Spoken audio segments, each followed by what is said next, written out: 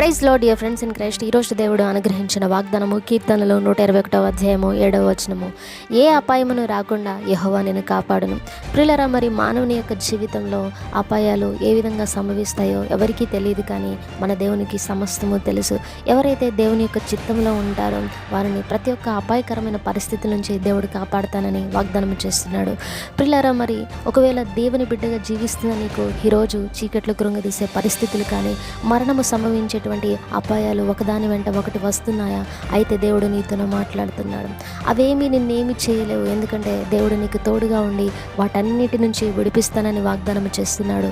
ఎవరైతే దేవుని నమ్ముకుంటారో వారిని మన దేవుడు విడిచేటువంటి దేవుడు కాదు, విడిచిపెట్టే దేవుడు కాదు. మనుషులైతే మరి మీకు అపాయకరమైన సంఘటనలు సంభవించినప్పుడు మీతో నిలబడలేరు, కానీ ఎవరైతే దేవుణ్ణి నమ్మకంగా యథార్థంగా ప్రేమించి జీవిస్తారో వారితో దేవుడు అన్ని పరిస్థితుల్లో ఉంటానని వాగ్దానం చేస్తున్నాడు.